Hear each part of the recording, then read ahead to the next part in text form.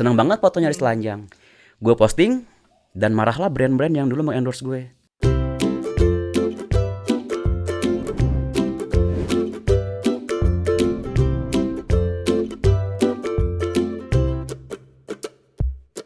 Hi there, welcome to my channel. Meet ordinary people with extraordinary stories. If you like this video, hit the like button. And if you want to see more, press the subscribe button as well. Enjoy! Hai, welcome to Rere DC. Balik lagi setelah lama kita nggak nongol. Nah, kali ini kita kedatangan tamu pelari dari Bogor, Asep Gumilar. Dari Bogor ke Bandung gue naik travel ya, bukan lari ya. Udah nggak lari lagi ya? Udah nggak lari. Istirahat Sudah kemarin. tamat. Nah sekarang saya ngomong sama Asep Gumilar Hidayat atau Maharan nih. Yang mau kita omongin apa nih? Yang pasti yang saya kenal sebagai Maharan. Jadi Yes, boleh nggak kita ngomongnya sebagai Maharan? Kita akan mengundang Maharan, tidak hanya lo, berarti gue pun akan mengundang Maharan gitu. Karena yang kita gitu. bicarakan adalah cerita soal Maharan. Jadi- Makanya ada medali di sini. Tadi gue nanya, Re, boleh pinjam medali nggak? Kenapa gue pinjam medali ini? Kenapa tuh? Karena supaya Maharan nyaman ada di sini. Oh gitu. Buat ngomong sama Maharan harus diundang dulu ya. Mungkin terdengar aneh, tapi ternyata itu yang selama ini gue lakukan selama 5 tahun. Ketika gue memakai kacamata hitam, Ya. ketika gue memakai ikat kepala, Ya. ketika gue memakai jersey outfit lari, itu secara tidak langsung gue mengundang Maharan. Dan gue menjadi Maharan. Tapi ketika gue lepas semua atribut itu, gue menjadi Asep lagi yang sangat berbeda dengan si Maharan ini. Dan itu baru gue pahami setahun terakhir ini. Gitu. Nanti aku tanya tentang Asep. Tanyalah. Oh, tentang siapa? Tentang Asep. Oh, itu harus beda segmen. Harus beda segmen ya. Ya kenapa Maharan? Kenapa nggak Maharun atau Siti atau Titin gitu ya. Titin atau Leonardo atau yang keren-keren Atau Robert Ali gitu ya. Iya atau Ali. Kenapa Itu, Maharan? Nama gue tuh Asep Gumilar Hidayat. Nama dari kecil. Tapi gue jarang menggunakan nama itu. Dari sejak kecil, SD, SMP, SMA gue jarang menggunakan nama itu. Karena kan gue besar lahir bawang bontongor di Bandung, Re. Dan nama Asep lo tahu. Iya. Di bis, di truk, di warteg itu Asep. Jadi gue jarang pakai nama itu sejak kecil. Nah, Maharan ini panggilan dari ayah. Dulu ayah pernah kerja di Belitung, punya temen namanya Maharudin. Iya. Tapi gue gak pernah tahu siapa Maharudin ini. Cuman bapak itu, kalau dia lagi, gue sih baru memahami sekarang ya. Setelah usia gue 30 tahunan, gue baru memahami kenapa dulu bapak gue tuh kalau dia lagi sedih, lagi murung, tiba-tiba dia cerita soal Maharudin. Dia menceritakan si Maharudin ini. Akhirnya gue memahami ternyata Maharudin ini teman baiknya bapak. Di masa itu ketika dia tugas di Belitung. Dan pertemanan dua orang ini tidak gue pahami seperti apa. Tapi gue yakin bapak gue itu sangat menyayangi, merindukan, dan menghormati Maharudin ini. Dan akhirnya ketika gue 2017, ketika gue pindah ke Bogor, ketika gue memutuskan mau menjadi Jadi pindah pelari, ke Bogor tahun 2017. 2015-16 lah. Oke. Gue mau merubah hidup gue yang dulunya tidak baik menjadi baik. Kemudian gue ingat jangan pakai nama Asep Gumilar Hidayat lagi. Gue harus membuat nama baru. Kemudian gue ingat teman bapak saya ini, ya ini si Pak Maharudin yang gue tidak pernah tahu seperti apa wujudnya gitu. Pakailah nama Mahar itu. Gue bikin akun Instagram tuh pertama kalinya. Bikin nama Mahar. Ternyata susah tuh karena nama Mahar udah banyak dengan akun-akun jualan-jualan mahar pernikahan. Gue tambahin R2 masih nggak bisa. Gue tambahin R3 masih nggak bisa. Setelah R-nya 7 baru bisa tuh bikin akun Maharan itu. Jadi 7 itu ya karena awalnya karena 2 tidak bisa, 3 bisa, akhirnya R-nya 7 gitu. Maksa pokoknya namanya Mahar. Maksa pokoknya aja. harus Mahar. Sampai R-nya 7 itu masih nggak bisa juga kalau nggak salah. Akhirnya gue tambahin UN, RAN, jadilah Maharan itu. Tapi belum lari. Waktu itu baru mulai lari. Itu gue sudah lari sekitar 2 sebulan. Kemudian gue mulai kenal sama orang pelari. Dan mereka selalu ngomong, Kang Mahar akunnya apa? Nggak punya Instagram, gue punya Facebook. Bayangin deh di tahun 2016 gue tuh nggak punya Instagram. Hanya punya Facebook. Karena gue tidak suka memposting-posting kehidupan apapun kecuali di Facebook. Jadi gitu. punya Instagram tahun 2017. 2017 Agustusan lah. Akhirnya gue bikin akun Instagram. Karena banyak teman-teman pelari yang Kang Mahar akun Instagramnya apa? Dan gue tuh gak tahu gimana cara bikin Instagram. Gitu. Di tahun 2000 segaptek itu. Segaptek dan gue pikir gak penting lah gue punya Instagram, By the way, Twitter. papa gimana? Ya udah meninggal semua. Oh, oke. Jadi akhirnya gue memakai nama Maharan itu dengan awal ketidaksengajaan, tapi kemudian menjadi sebuah nama Jadi di dunia sebuah lelarian. brand ya? Dan kemudian menjadi diri gue yang lain tanpa gue sadari gitu. Sampai sekarang masih tinggal di Bogor. Kenapa nggak pindah dari Bogor atau balik lagi ke Bandung atau ke daerah mana gitu? Ya kan gue dari Bandung kan. Gue selama ini gue kan lahir besar Di Bandung. Lahir besar Bontongor, Burawong, Bedegong, lu ngerti kan? Lahir besar Bontongor, Burawong, Belegug di Bandung. Gue lahir sampai usia 35 tuh di Bandung. Yeah. Kemudian gue kerja ke Jakarta, kerja di berbagai kota lah, pindah-pindah. Dan akhirnya gue ada di fase hidup yang laki-laki lajang, punya pekerjaan bagus, punya tabungan banyak, tidak punya anak, istri, tidak punya orang tua yang harus dibiayai, tidak punya adik apapun. Ya lu bayangin, So anak tunggal? gue punya adik, tapi adik gue bukan orang yang harus dikasih uang gitu. Ya. Di usia itu dengan kehidupan yang mapan, pekerjaan yang bagus, uang nggak banyak, tapi karena gue tidak perlu ngasih-ngasih, jadi cukup. Akhirnya gue terjebak kehidupan yang tidak baik. Gue di awalnya merokok ya. Gue tidak menyebut merokok tidak baik, tapi di situ titik mulainya gue yang mulai terjerumus kepada hal-hal yang secara norma dan etika masyarakat tidak baik. Gue terjebak minuman-minuman keras, gue terjebak di dunia-dunia yang tidak baik lah, sampai gue menggunakan narkoba. Ya, akhirnya gue sakit, gue kena stroke. Tahun berapa itu? Itu 2015 ke 16. Akhirnya kehidupan Begitu gue pindah di Bogor. sebelum ke Bogor. Akhirnya kehidupan gue tuh hancur. Ya gue yang ada di top, kemudian hancur lebur karena penyakit itu. Di momen yang sama gue ditinggalkan Supina. Terus gue recovery, gue berobat.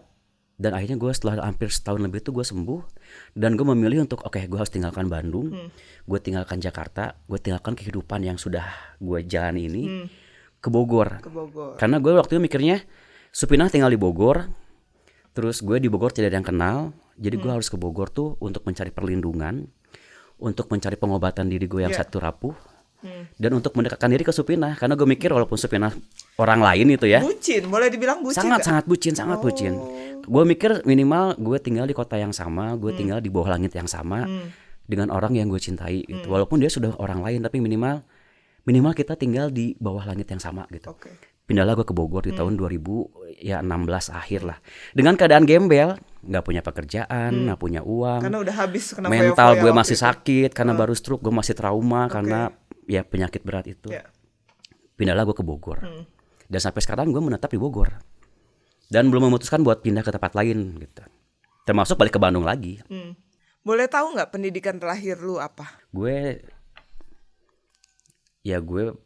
kalau gue bilang pekerjaan gue bagus, berarti pendidikan gue juga gak tinggi lah gitu. Pendidikan si Asep ini ya. Tapi gak setinggi lu lah. Bohong. Boleh nggak disebutin universitas? Gue kuliah di Bandung. Gue dari kecil sampai kuliah tuh di Bandung. Nggak kepikiran balik lagi ke Bandung? Enggak. Ya kan banyak yang musuhin katanya. Di Bandung? Di Bogor. Dulu banyak yang musuhin. Sekarang gue memandang yang musuhin itu bukan lagi musuh, tapi orang yang terlambat mengenal gue, atau orang yang justru harus gue rangkul gitu. Orang yang harus gue rangkul karena gue sudah hampir 2 tahun ini memandang orang suka, orang benci itu bukan karena mereka mau membenci, mau menyukai, tapi gue yang tidak bisa mengendalikan diri mereka gitu.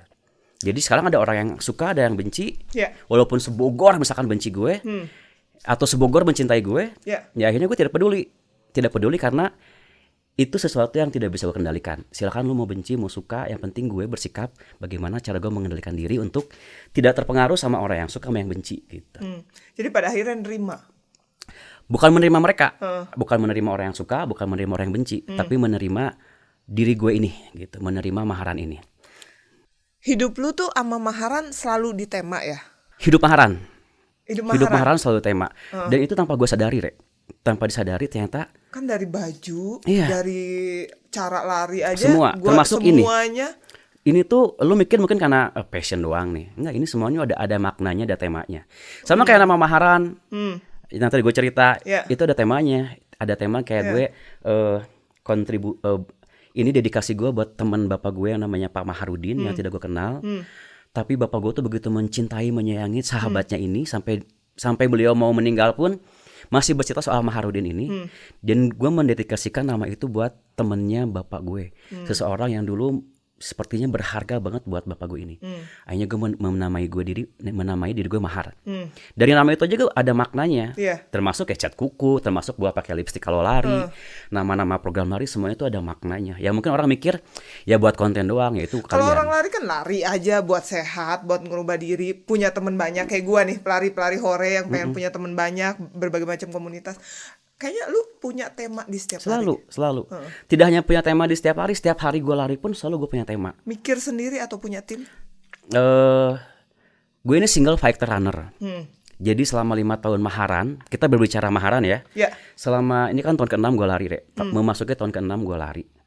Selama 6 tahun lari itu dia single fighter runner yang mengerjakan semuanya sendiri, yang membentuk dirinya sendiri, yang pontang-panting sendiri. Termasuk Instagram tuh akhirnya tahun 2019 gue punya tim 2 orang. Dan tim ini tuh hanya membantu ketika gue bikin charity run.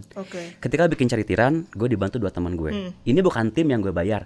Ini gue bayar lah ya, sekian ratus ribu sebulan, enggak. Mereka tuh beneran tulus membantu gue. Dan mereka itu membantu gue hanya buat charity run. Karena kalau charity run itu gue harus memegang uang orang. Dan gue harus menyerahkan uang, meminta uang dari teman-teman pelari. Uang ini menjual nama gue. Terus uang ini harus diserahkan ke yayasan. Dan semua itu tidak mau gue urus sendiri. Karena gue punya mental bajingan, Rek. Ketika megang duit tuh, duit. Dan itu kelemahan, gitu, kelemahan terbesar gue akhirnya. Gue butuh orang yang mau mengatur uang ini. Gue hanya menjual diri gue supaya orang donasi. Uangnya silahkan kalian atur. Terserah mau disimpan, mau dibagikan ke siapa, buat siapa. Gue hanya menjual kaki, menjual karya, menjual tulisan untuk menggalang donasi. Itulah tim yang menjual kaki, menjual tulisan, semuanya sendiri. Gua termasuk menulis triwilan yang semua, kostum lu itu sendiri. Semua gue sendiri, bahkan gue make up pun sendiri ketika burung pipit yang lucu. Gue nulis. Kalau nulis tuh memang, kalau posting kadang dibantu sama teman gue ini. Ketika gue benar-benar hektik berinstagram, gue tulis banyak. Ini stok tulisan buat seminggu ya. Dan gue sudah bikin jadwal. Ini harus diposting hari ini jam 9. Ini harus diposting hari ini jam 1. Itu gue bikin jadwalnya. Gue serahin ke teman gue namanya Maulana sama Angel. Tolong posting. Dan gue mau puasa Instagram. Dan jangan ada yang diedit satupun sampai titik komanya gitu. Karena tulisan gue itu sudah mempunyai ruhnya bahwa ini hanya bisa gue nulis gitu. Balik lagi nih ke Instagram. Kenapa harus puasa? Puasa Instagram. Supaya banyak alasan kenapa gue puasa. Jadi puasa Instagram tuh awalnya ketika 2019 itu gue pernah posting foto telanjang di Instagram, Rek. Itu inget banget. Lu inget ya? I know that. Itu kontroversial itu. Itu gue lari di Borobudur Marathon apa Jogja Marathon ya? Di Jogja pokoknya. Habis Jogja Marathon. Gue sama teman gue dikasih hotel dia anak rakyat juga dulu waktu itu. Di hotel, gue nama hotelnya apa? Itu hotel mewah. Dan karena gue orang kampung yang biasa nginep di hotel 2.000, ketika nginep di hotel mewah tuh semua gue fotoin. Sampai selimutnya gue fotoin, handuknya gue fotoin. Dan kalau nemu hotel mewah tuh gue selalu pingin foto-foto. Ya kayak lu kan udah biasa nginep di hotel mewah ya. Gue orang kampung yang nginep di hotel mewah tuh pingin foto. Waktu itu gue foto nyaris telanjang. Hanya pakai handuk. Terus gue memamerkan tubuh gue. Tubuh si Maran ini gue posting lah di Instagram. Tujuannya tuh dua tujuannya. Untuk sebagai momen gue nginep di hotel mahal ini gitu. Yang keduanya, ini body goal gue nih, gue yang dulu gendut 78 kilo, sekarang gue udah 52 kilo waktu itu. Dan tubuh gue berotot dengan sendirinya. Jadi gue kayak mencintai tubuh gue tuh begitu sangat, sampai senang banget foto nyaris telanjang. Gue posting, dan marahlah brand-brand yang dulu mengendorse gue. Salah satunya 3J atau Bu Yuli. Dulu sempat komplain, Mahar jangan begitu. Lah kenapa, ini kan tubuh gue, Instagram gue, ngapain lu komplain? Kalau lu gak suka ya udah ambil lagi. Gue gak suka, gue gak perlu jersey lu, gak perlu jam lu gitu. Saking sombongnya gue itu. itu. Kamu diprotes banyak. Diprotes karena bukan soal itu, tapi Maharan ini sekarang namanya sudah dikenal banyak orang. Betul. Sudah jadi role model orang-orang. Dan followers kamu tuh tidak hanya orang-orang seusia kamu. Ada ibu-ibu yang punya anak. Lu mungkin sebagai ibu-ibu yang punya anak, pasti handphone lu kadang dipegang anak lu. Buka-buka Instagram itu lihat foto lu. Gue awalnya tidak menerima. Ya gimana gue dong, tubuh gue, body gue. Kalau lu gak suka ya ambil lagi brand-brand itu. Gue gak perlu jersey lu, gak perlu kacamata lu dengan kesombongan itu. Tapi kemudian gue diingatkan banyak teman-teman, khususnya teman-teman ibu-ibu kayak lu, nggak boleh gitu, Har, karena ya lu diikuti orang. Lu bikin vlog, orang bikin vlog. Lu lari memakai kostum ini itu diikuti orang. Nanti kalau lu telanjang-telanjang di Instagram, kalau diikuti orang gimana? Dengan sombong si Mahar ini bilang ya bodo amat, ikuti aja. Tidak bisa seperti itu. karena itu etika yang tidak baik. Pada gitu. akhirnya proses waktu. Pada akhirnya gue mikir, nah itu si 3G itu kayak menghukum gue. Hapus Kang Mahar terus nggak baik kayak gitu. Nah 3G itu Bu Yuli itu ngasih tahu tuh bukan karena dia tahu bahwa gue brandnya 3G saat itu, tapi ya dia ngomong sebagai ibu. Berarti lu udah kehilangan brand duluan dong? Enggak, brand itu tidak pernah ngatur gue, Re. Justru gue yang ngatur brand. Jadi kalau gue di endorse produk ini, bukan lu yang ngasih rule, gue yang ngasih rules. Gue pengen gini. Kalau setuju, ayo kita kerjasama. Kalau enggak, ya udah cari artis lari lain gitu. Karena gue tidak pernah mau diatur sama brand apapun, tapi ayo kita kolaborasi gitu. Kalau minta buat kolaborasi atau endorse, pernah nggak? Meminta tapi gue menjual karya. Gue mau lari bikin program memburu 42 bara di Pokari 5 bulan gue latihan. Gue beli sepatu, gue apa? Gue tawarkan brand itu. Jadi kita kembali ke telanjang tadi ya. Setelah itu tuh brand-brand itu meminta gue buat, kayaknya Kang Mahar perlu puasa Instagram dulu nih. Karena sudah di masa stres nih kayaknya kamu. Sampai memposting hal-hal yang tidak pernah kamu posting. Akhirnya gue coba puasa Instagram 3 hari. Loh kok nikmat ya? Nikmat hidup tanpa media sosial. Gue punya waktu banyak buat melihat orang-orang di depan mata gue. Tidak hanya melihat orang di Instagram. Dan gue menjadi Asep Gumilar lagi. Yang hidup di dunia real, bukan di dunia maharan yang saat itu hanya dikenal sebagai pelari. Dari 3 hari gue puasa 5 hari, 7 hari. Dan akhirnya puasa Instagram itu menjadi wajib buat gue tuh. Setelah 3 bulan puasa Instagram, 2 minggu, 3 minggu, sebulan. Dan itu membuat gue waras. Membuat gue waras karena gue memberikan waktu buat maharan istirahat. Dan memberikan waktu buat gue Asep Gumilar Hidayat. Buat menjadi dirinya lagi tanpa diganggu dengan bayang-bayang maharan. Karena kalau ada maharan ya dia mesti berinstagram, dia mesti lari, dia mesti nge-vlog. Tapi maharan kan hebat. Ya hebat. Gue sebagai Asep pun sangat menyebut dia hebat. Mungkin gue orang yang di dunia ini akan menyebut maharan ini orang yang paling hebat. Kalau nggak perlu puasa dong, dikontrol aja. Itu yang sekarang sudah gue bisa lakukan. Dulu di tahun 2018, 19, 2020 yang gue belum paham bahwa maharan ini adalah sesuatu yang gue buat. Gue belum tahu ternyata maharan ini adalah produk yang gue bikin. Jangankan mengontrolnya, gue membiarkan dia mengatur hidup gue.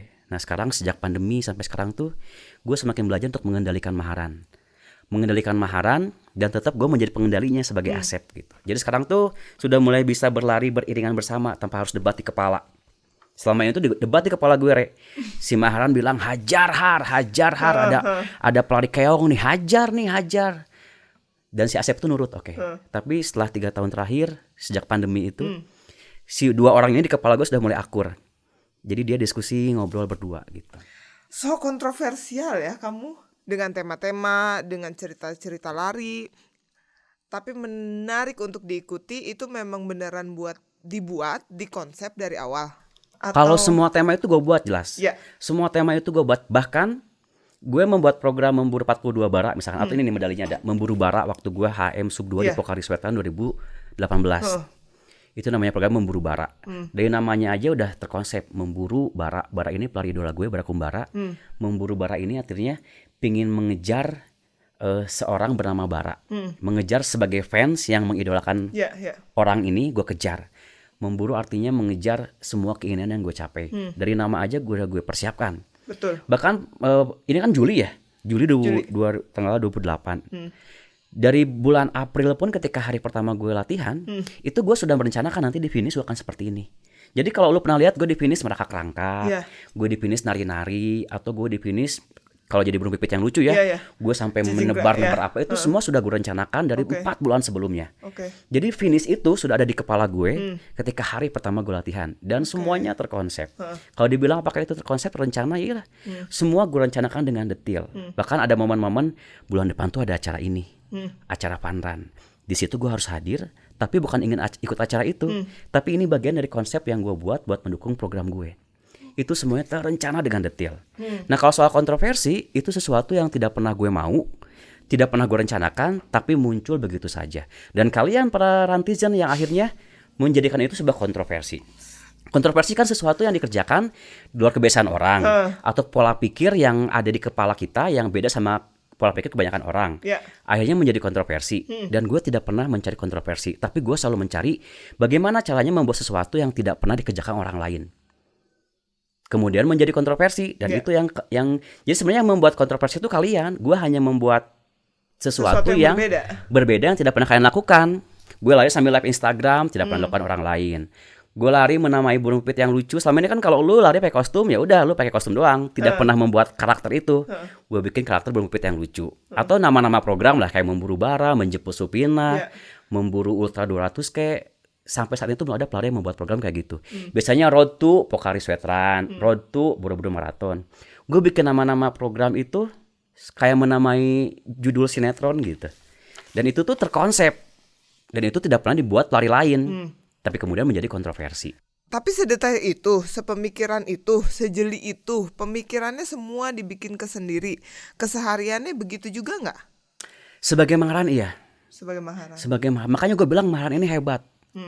Karena gue tidak pernah bisa seperti dia. Dan gue mikir sekarang kan udah 6 tahun gue lari, Rek. Kalau gue scrolling foto-foto ke bawah tuh, ke 6.000 postingan gue sampai tahun 2018, sampai gue mikir ini orang hebat banget ya. Bisa lari, nge-vlog, bikin cerita, larinya kenceng, dihujat, dicaci, dimaki, dicinta, tapi dia bertahan terus. Kok si Maharan ini punya energi sebesar itu ya? Kok bisa dia kayak gitu? Gue sebagai Asep Gumilar Hidayat yang melihat dia di situ, gak tahu gue bisa nggak melakukan seperti itu. Supina nggak jadi mencintai Maharan? Ya akhirnya ini udah ke Supinah nih. Kalau ya kan tadi kan Maharan tuh hebat ya kan, Maharan tuh hebat kan.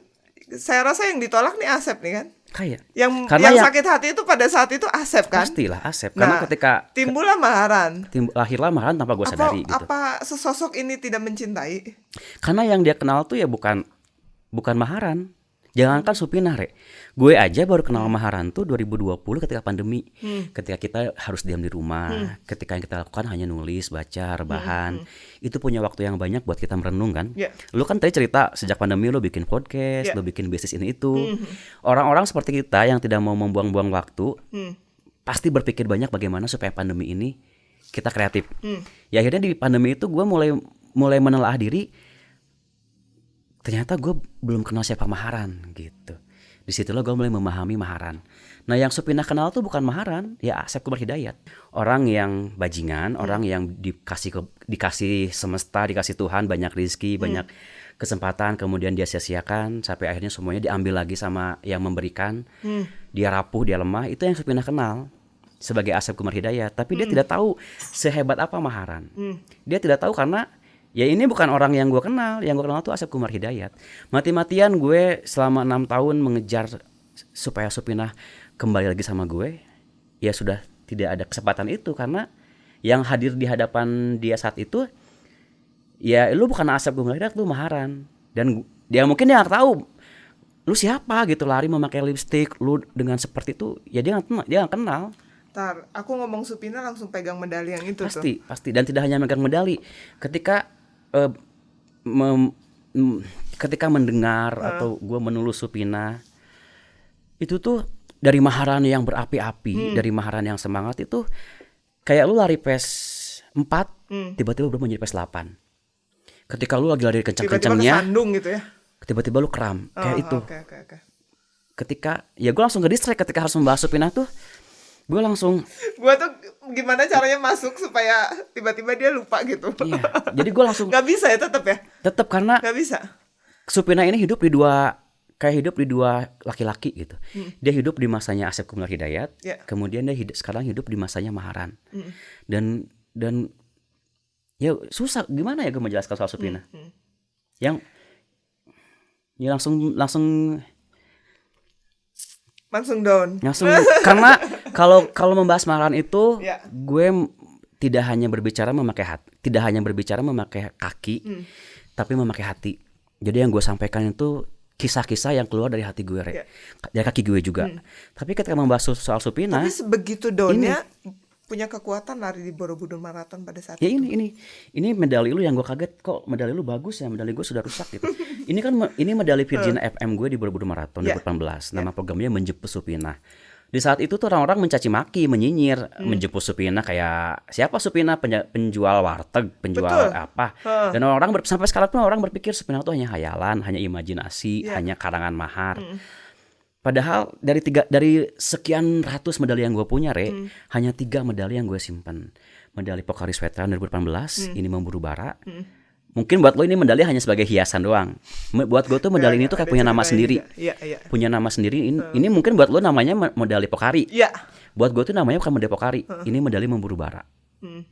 Ini medali buat lo mungkin namanya medali Bormar. Yang lu lari 21K, cerita lu adalah lu latihan, lu finish, lu DNF atau lu kram. Tapi buat gue ini bukan cerita lari.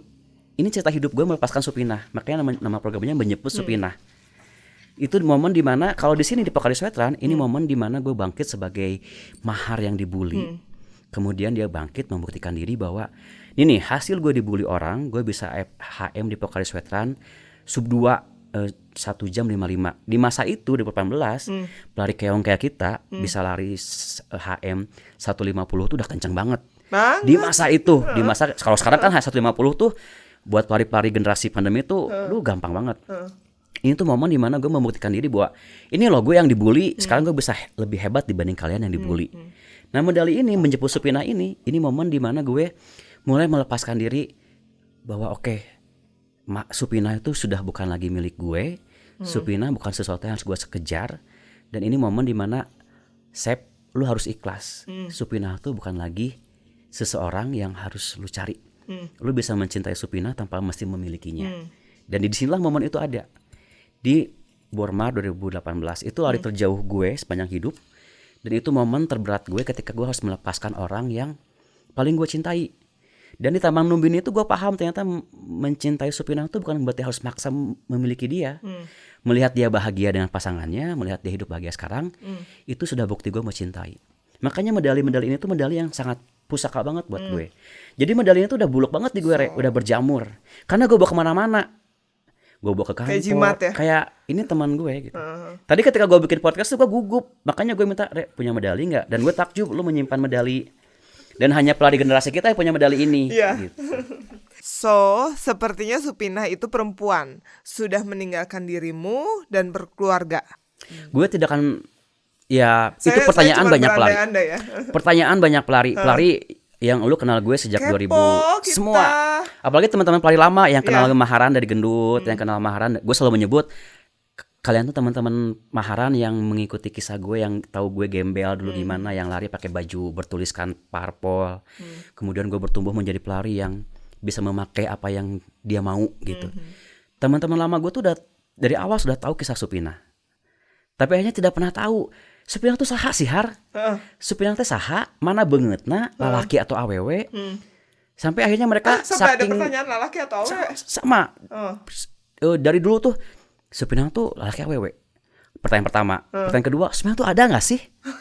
Sampai lama-kelamaan teman-teman pelari itu yang mulai mereka menyimpulkan Supinah gak ada, itu hayalan Mahar.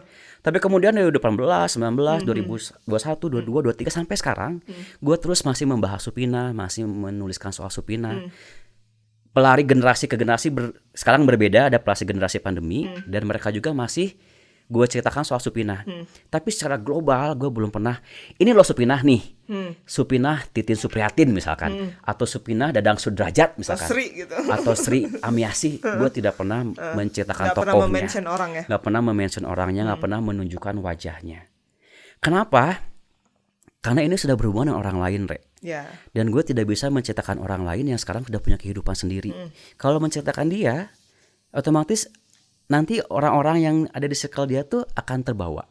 Dan gue tidak pernah mau menceritakan dan itu. Terganggu ya. Terganggu. Mungkin pertanyaannya gini nih, Supinahnya ngeh nggak dengan banyaknya cerita tentang dia, terus dengan kamu mencintai dia ngeh nggak, tahu nggak? Sangat tahu dan gue meminta izin. Meminta izin. Supinah ini ya di tulisan-tulisan lama tuh gue selalu menulis Supinah ini bukan nama asli dia.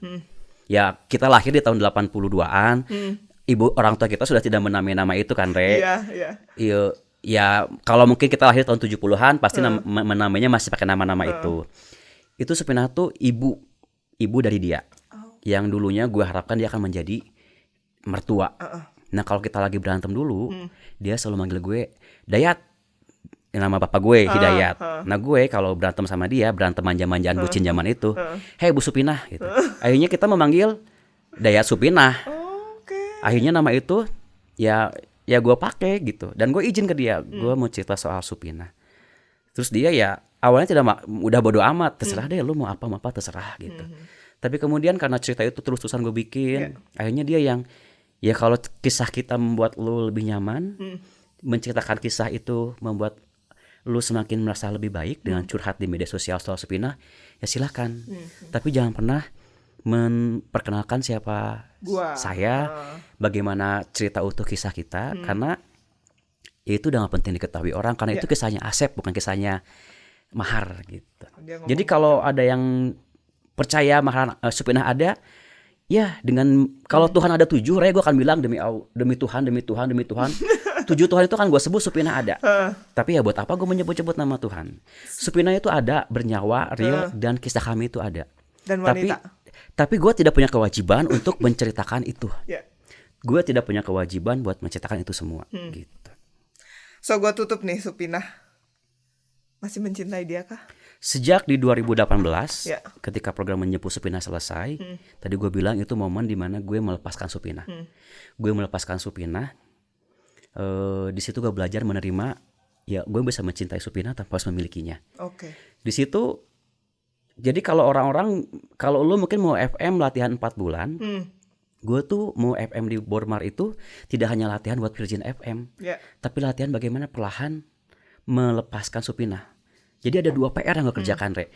PR bagaimana latihan lari buat Virgin FM, dan PR bagaimana melepaskan sedikit demi sedikit ketergantungan gue sama Supina. Dan di momen ini 17 November 2018, 17 November ya, gue ingat banget. Ini momen ketika gue siap hidup tanpa bayang-bayang Supina. Kalau melupakan jelas tidak bisa, dan tidak mau. Tapi kalau gue sudah menerima kenyataan bahwa gue bisa mencintai lu tanpa harus memiliki lu, itu sudah selesai. Jadi kalau sekarang gue menceritakan Supina tuh hanya ada sedikit luka. Kalau dulu tuh kalau cerita soal Supina, gue masih nangis-nangis, masih mewek-mewek. Kalau sekarang tuh menceritakan Supina karena gue merasa punya kewajiban menuliskan ulang kisah itu yang diketahui pelari. So gue tutup nih tentang Supina. Kemarin merangkak sama yang lain tuh bukan drama itu. Asli itu. Kesusahan asli. Sangat-sangat itu. Kenapa pada saat waktu merasa ada cedera gak diem dulu gitu, recovery dulu atau apa segala macam? Itu posisinya jam 2 pagi. Jam 2 pagi di sana ternyata banyak begal.